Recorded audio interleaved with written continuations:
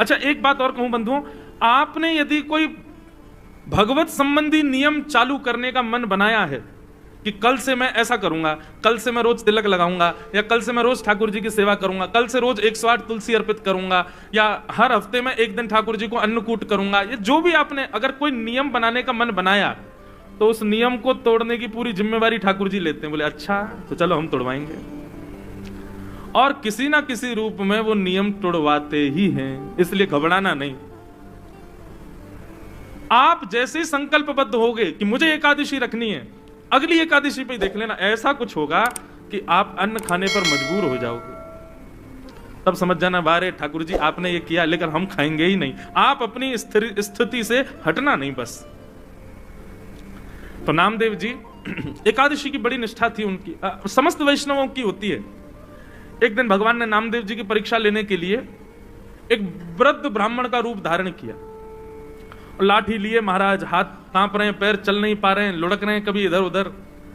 इस स्थिति में श्री नामदेव जी के घर ठाकुर जी पहुंच गए। नामदेव जी ने जैसे देखा कोई संत पधारे हैं, ओ महाराज जाकर के संभाला उनको, जय हो जय हो जय हो महाराज, आपको बारंबार प्रणाम। क्या हुआ? बोले अरे क्या बताऊं, 10 दिन हो गए मैंने भोजन नहीं किया है, मेरी स्थिति बहुत खराब हो गई है, मुझे अपने घर ले चलो, कुछ पवा दो मुझको। नामदेव जी तुरंत उनको अपने घर लेकर के आए, आसन पर सुंदर बिठाया, चरण आदि धोए। बोले ये सब मत करो भैया, मेरे भूख के कारण प्राण निकल रहे हैं, जल्दी भोजन कराओ। नामदेव जी बोले भगवान आज एकादशी है, तो आप कहें तो मैं दूध पिला दूं। नहीं नहीं नहीं, दूध, तुम कैसी बात करो, भूख लग रही है मुझको रोटी सब्जी की, तुम मुझे दूध की बात कर रहे हो। ठाकुर जी परीक्षा ले रहे हैं नामदेव जी की, ब्राह्मण के रूप में आए। नामदेव जी बोले तो फल खा लीजिए। बोले फल खा लूंगा तो मुझे जुकाम हो रहा है, मैं फल नहीं खा सकता, मैं बीमार हो जाऊंगा, डॉक्टरों ने मना किया, वैद्यों ने मना किया है। नामदेव जी बोले तो फिर क्या आपको अर्पित करूं बताओ? बोले दाल भात बनवाओ, दाल भात बनवाओ, रोटी सब्जी बनवाओ, जल्दी वही पाऊंगा। नामदेव जी बोले क्षमा करें भगवान, द्वादशी तक प्रतीक्षा करनी पड़ेगी, अभी एकादशी चल रही है, आपको मैं अन्न नहीं खवा सकता। ब्राह्मण बोलने लगा मेरे प्राण निकल जाएंगे, मैं मर जाऊंगा अभी यहीं पर। अरे भैया, और शास्त्र भी आज्ञा करते हैं 90 वर्ष की ऊपर की आयु वाला नहीं भी करे तो चलता है, मेरी 90 के आसपास की उम्र है, अब कोई बात नहीं ना, आप हमको भोजन करा दो। नामदेव जी बोले भैया क्षमा करें, ना हम खाएंगे ना हम खाने देंगे, ये एकादशी का नियम है, ये तो करना पड़ेगा आपको। बोले मेरे प्राण निकल जाएंगे, मर जाऊंगा, तुमको अच्छा लगेगा तुम्हारे घर पर आकर के कोई ब्राह्मण भूखा मर जाए? नामदेव जी बोले मरना तो एक दिन है ही, आज एकादशी, आज ही चले जाओ, इससे बढ़िया दिन क्या होगा। ब्राह्मण ने महाराज चिल्ला चिल्ला करके मोहल्ले वाले बुला लिए सारे। बोले देखो ये नामदेव अपने आप को बहुत बड़ा भक्त कहता है, पूरे पंढरपुर में इसके चर्चे होते हैं, ये भक्त है, देखो ये क्या कर रहा है। सबने कहा भैया क्या हो गया? नामदेव जी बोले आज एकादशी है, ये 10 दिन के भूखे हैं, कह रहे हैं भोजन कराओ, हम कह रहे हैं एकादशी है, द्वादशी तक प्रतीक्षा करो, और पाना है तो फल पालो, दूध पी लो। पड़ोसियों ने भी कहा नामदेव जी आप करो ना एकादशी, उनको क्यों करवा रहे हो जबरदस्ती, उनको बेचारों को दे दो जो भी है। नामदेव जी बोले क्षमा करो, मैं इनको अन्न नहीं दे सकता। अब तो मोहल्ले के लोग भी बुरा भला कहने लगे। बोले नामदेव ऐसी कौन सी भक्ति होती है कि तुम जबरदस्ती दूसरे के ऊपर थोप रहे हो कि करना ही पड़ेगा। सब लोग गए, महाराज जी आप चलो हमारे घर चलो, हम आपको बना के पवा देंगे। नामदेव जी सामने आ गए, बोले जाने भी नहीं दूंगा, मुझे पता चल जाए कि एकादशी और कोई अन्न खाने बैठ रहा तो मैं थाली उठा के भाग जाऊं, मैं नहीं खाने दूंगा। अब तो महाराज ठाकुर जी नाटक करने में तो ठाकुर जी एक नंबर है, हाथ पांव कांपने लगे ठाकुर जी के, और महाराज गिर पड़े, मुंह से झाग निकलने लगा। बोले नामदेव मेरे प्राण निकल रहे हैं, कुछ तो दे दो। अपने बच्चों को बैठाया, बोले सुनो कीर्तन करो, ठीक है आप प्राण त्यागो, वैकुंठ में जाइयो, वहां जाके ठाकुर जी से कहना वो पवाएंगे आपको। सब लोग नामदेव जी को गाली देने लगे, लेकिन नामदेव जी नहीं माने, और महाराज करते करते करते ठाकुर जी ने ब्राह्मण के भेष में ऐसा प्रतीत कराया कि उनके प्राण निकल गए। और जैसे ही प्राण निकले, मोहल्ले के लोग, पंढरपुर के लोग नामदेव जी को खड़ी खुट्टी सुनाने लगे। बोले अरे नामदेव ब्रह्म हत्या लग गई तुझे, ऐसी कौन सी है, कौन सी एकादशी पर तू इतना ज्यादा मचल रहा है, आज तुझे ब्रह्म हत्या लग गई। नामदेव जी के नेत्रों से आने लगे, चरणों में प्रणाम किया, तुलसी की माला आकर के उस ब्राह्मण देवता को पहना दी। कितना भाग गया पंढरपुर क्षेत्र में चंद्रभागा नदी के तट पर, और एकादशी के प्राण त्याग दिए, और वो भी निराहार होकर के, बिना आहार लिए। कितने बड़े सौभाग्य की बात है। देवी अपनी पत्नी से बोले अब हमको ब्रह्महत्या लग गई है, ठीक है एकादशी के लिए ही सही, लेकिन हत्या तो हो गई, कारण तो हम ही लोग बने। अब ठाकुर जी तो हमारे हाथ की सेवा स्वीकार नहीं करेंगे, और अब तो हम नाम जाप करने के भी अधिकारी नहीं है क्योंकि ब्रह्महत्या लग गई। चलो इन ब्राह्मण देवता की अंत्येष्टि करते हैं और उसी चिता में हम लोग भी जीवित अपने प्राण त्याग देंगे। जब हमने ऐसा किया तो हम ये करेंगे। ठाकुर जी की महाराज ब्राह्मण वेश की अर्थी बनाई, अर्थी पर ठाकुर जी को लिटाया। ठाकुर जी अभी भी परीक्षा चली रही है ठाकुर जी की, सोचो कितनी स्थिति पहुंच गई। यहां तक तो कोई भी हम में से आप में से कोई भी पिघल जाएगा, लेकिन नामदेव जी नहीं माने। सुंदर चिता लगाई, चिता पर ब्राह्मण देवता को बैठाया, अपने छोटे से पुत्र को बैठा दिया, अपनी पत्नी को बैठा दिया उसी चिता पर, और स्वयं भी बैठ गए। और पंडरीनाथ भगवान का स्मरण करते हुए चंद्रभागा नदी को प्रणाम करके अग्नि का एक सुंदर लकड़ा लेकर के स्वयं चिता में लगा करके नामदेव जी हाथ जोड़ के, जैसे ही अग्नि, अभी भी ठाकुर जी सोच रहे थे कि कुछ तो होगा, नामदेव शायद बदल जाए, लेकिन नहीं, नामदेव जी तो पूरे तैयार थे प्राण त्यागने को। जैसे ही चिता की अग्नि नेक ठाकुर जी की कमर पर छुई होगी, सोई महाराज ब्राह्मण देवता तो उठ करके बैठ गए, नामदेव जी को खींच लिया, उनकी पत्नी को खींच लिया, बच्चों को खींच लिया। नामदेव जी महाराज देखने लगे क्या हुआ, तुरंत नामदेव जी को झलक दिख गई कि ब्राह्मण के रूप में साक्षात श्री पंडरीनाथ भगवान ही खड़े हैं। अपने हृदय से लगा लिया नामदेव जी को। सब गांव के लोग इकट्ठे हो गए देखने के लिए, और जैसे ही हृदय से गाया ऐसा प्रतीत हुआ, एक क्षण के लिए दर्शन देकर के ठाकुर जी वहां से अंतर्ध्यान हो गए। सब ढूंढने लगे ब्राह्मण कहां गया कहां गया। नामदेव जी ने बताया, बोले ब्राह्मण नहीं थे, श्री पंडरीनाथ ही आए थे और हमारी एकादशी की परीक्षा लेने आए थे।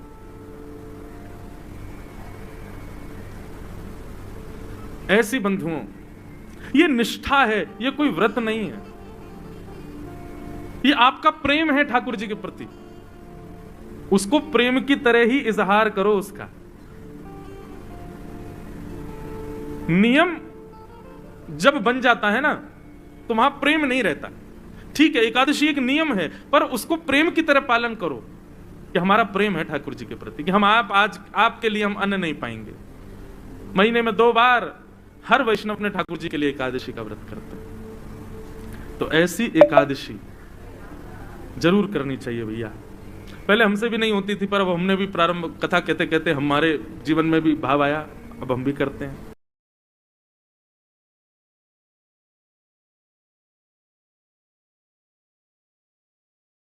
एकादशी के दिन बंधुओं, भैया इनको बोल दो ना शांत हो जाए, हमारी कथा हो जाए, फिर बोलने।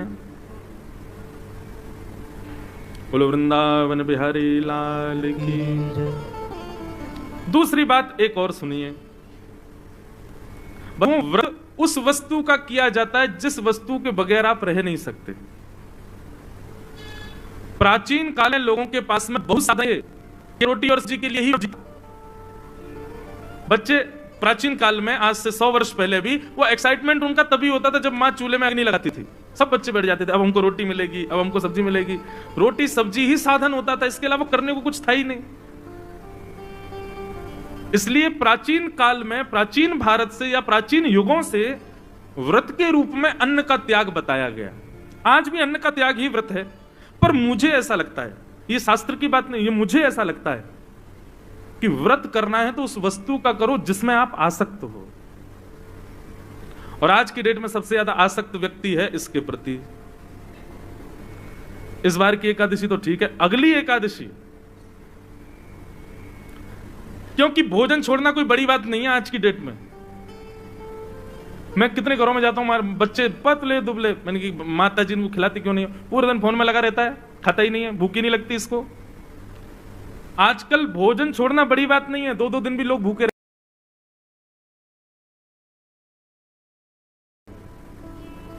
आजकल बड़ी बात है 2 घंटे भी इसके बिना रहना। हम आपसे क्या कह रहे हैं, हम खुद व्यासपीठ पर लेके बैठे हैं, लेकिन हम तो इसलिए लेके बैठे हैं, बीच में कभी पद याद आ जाता है, वो पद सेव नहीं हो तो हम तुरंत निकाल करके फिर वो आपको सुनाना होता है, इसलिए हम रखते, बाकी रहता फ्लाइट मोड पे। और हमारा फोन किसी काम का है भी नहीं, जे हमारे पास रहता ही नहीं, औरों के पास ही रहता है।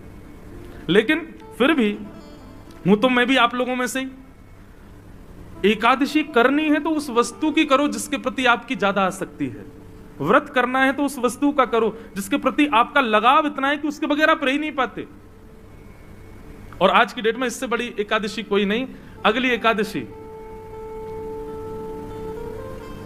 जितने बजे एकादशी तिथि प्रारंभ हो और जब तक द्वादशी ना आए, ब्राह्मण देवता से पूछ लेना कितने बजे एकादशी प्रारंभ होगी, इतने बजे हो रही है, और द्वादशी कब लगेगी, उतने बजे, उतनी देर फोन नहीं चलाना, तब आपकी एकादशी मानी जाएगी। मैं तो आजकल के युवाओं को यही बोलता हूं कि आप लोग अन्न वन्न तो कोई भी छोड़ लेगा, इसको छोड़ के दिखाओ। जिन जिन लोगों के अंदर व्यसन है, तंबाकू का व्यसन है, सिगरेट का व्यसन है, या फिर मदिरा का व्यसन है, और एक और बात, क्रोध का व्यसन है, बहुत क्रोध आता, हर दिन गुस्सा आता है, मोह का व्यसन है, ये सारे अवगुण आपको सबको पता है कि हमारे अंदर क्या है। व्रत करना है तो अगली एकादशी पर अपने अवगुणों का व्रत करना है। रोज क्रोध आता, आज क्रोध नहीं करेंगे, चाहे कोई कितना ही बुरा कर ले हमारे साथ, आज गुस्सा करना ही नहीं है। और बताएं, इंद्रियों का व्रत करो, कभी नेत्रों का व्रत करो। नेत्रों का व्रत कैसे कि आज नेत्रों से केवल भगवत संबंधी वस्तुओं का दर्शन करेंगे, सांसारिक वस्तुओं को नहीं देखेंगे। कानों का व्रत, आज कानों से केवल भगवत चर्चा, भगवत गुणानुवाद, भगवत संकीर्तन ही सुनेंगे और कुछ नहीं सुनेंगे। जीव का तो आप लोग करते ही हो। इंद्रियों का व्रत अनेक प्रकार हैं बंधुओं, क्योंकि आजकल क्या होता है कि लोग अन्न छोड़ने की क्रिया करते हैं, लेकिन हृदय से तो दूसरा कोई खा रहा हो तो उससे कहते हैं भाई सुन, तू उधर जाके खा ले, हमारा व्रत है, तेरी थाली देख के हमारा मन कर रहा है, तू उधर खा, रोटी हमारे सामने मत खा। ये कोई व्रत है? नहीं। एकादशी निष्ठा है, एकादशी आपके प्रेम का प्रमाण है, उसको उसी प्रकार करो। मुझे बहुत अच्छा लगा सुन के, जब मुझे पता चला कि तांदूर के हमारे शारदा परिवार के और यहाँ के कई भाई लोग प्रभात फेरी करते हैं एकादशी के दिन। सब लोग सवेरे सवेरे 5 बजे, मुझे भी बुलाया था आज, लेकिन हम इतने थके रहते हैं नहीं गया। पर यह अच्छी बात है, आप लोग किसी रूप में ही सही एकादशी का प्रारंभ इतना सुंदर कर रहे हैं, बहुत अच्छी बात है। हम तो कहेंगे ठाकुर जी आपको ऐसी शक्ति दें कि आपका ये नियम कभी ना टूटे, का भी ना टूटे, फिर आपके आने वाले वंश के बालक भी इस नियम का पालन करें, और पूरे विश्व में, भारत में एक दिन ऐसा संतों को खबर लगे। तांदूर में एक हमारे बहन भाइयों की ऐसी पूरी एक मंडली है जो हर एकादशी को प्रभात फेरी करती है। आपका ये नियम सदा बना रहे, अच्छी बात है। तो भैया एकादशी निष्ठा इसको जरूर कीजिए। यदि आज तक नहीं करते हैं तो आज तो अब निकल गया, अब आगे से प्रारंभ करो। एकादशी के दिन बहुत ध्यान पूर्वक, निष्ठा पूर्वक ठाकुर जी का व्रत करो।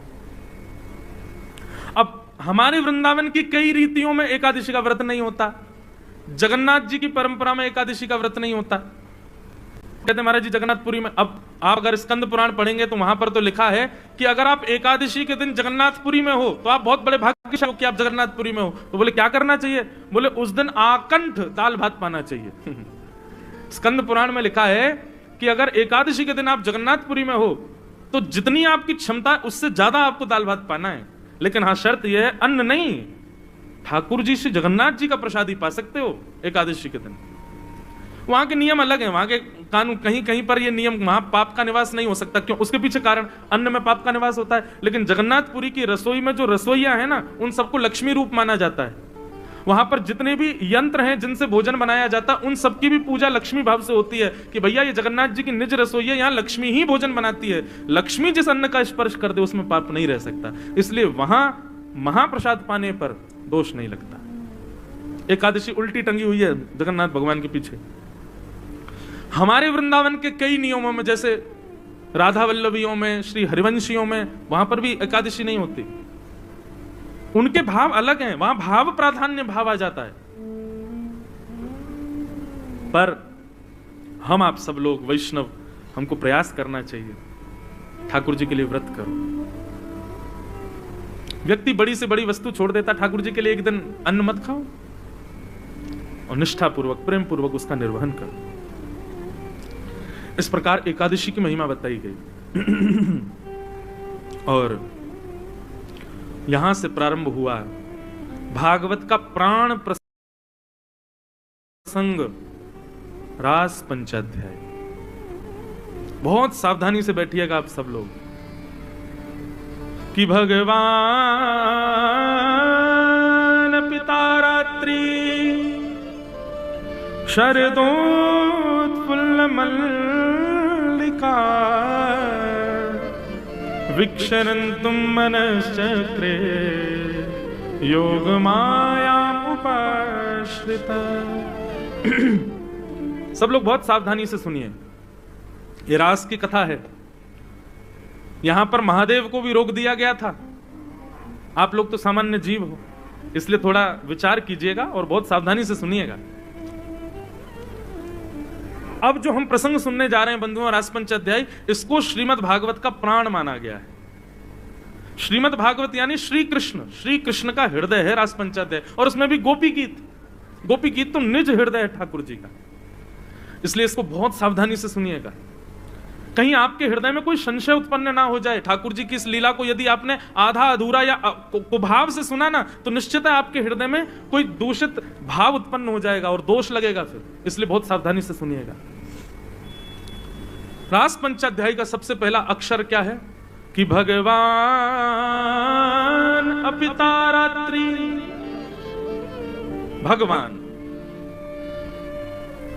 भगवान शब्द से रास पंचाध्याय का प्रारंभ होता है। आप लोग इतनी कथा सुनते हो, इतना मंदिर जाते हो, इतना सब गुरुजनों का संग करते हो, इतना पवित्र जीवन जीते हो, चलो मुझे बताओ भगवान की परिभाषा क्या है? भगवान कहते किसको है बताओ? केवल आप लोग सुनोगे उसी से काम थोड़ी चलेगा, बीच बीच में हमको टेस्ट भी लेना चाहिए, और मैं कहीं कहीं लेता भी हूं। यहां तो हम नहीं ले पाए, पर चलो हमें कोई एक व्यक्ति बता दे कि भगवान कहते किसको है। आप कहोगे मोर मुकुट वंशी वारे भगवान, लाओ अभी मुझे दो, मैं पहन के बन जाऊं भगवान। वस्त्र आवरण भगवान नहीं होते हैं। भगवान कहते किसको हैं? 6 ऐश्वर्यों से जो संपन्न हैं, 6 भग जिनके पास हैं, उनको भगवान कहते हैं। जैसे बल के अधिष्ठाता को बलवान कहते हैं, धन के अधिष्ठाता को धनवान कहते हैं, ठीक वैसे ही 6 भग जिनके पास हैं वो भगवान। और ये 6 भग कौन कौन से हैं? ये 6 ऐश्वर्य कौन कौन से हैं? उत्पत्ति प्रलयम चैव भूतानाम अगति गति वेत्ति विद्याम अविद्याम च सवाच्यो भगवान इति। याद रखिए।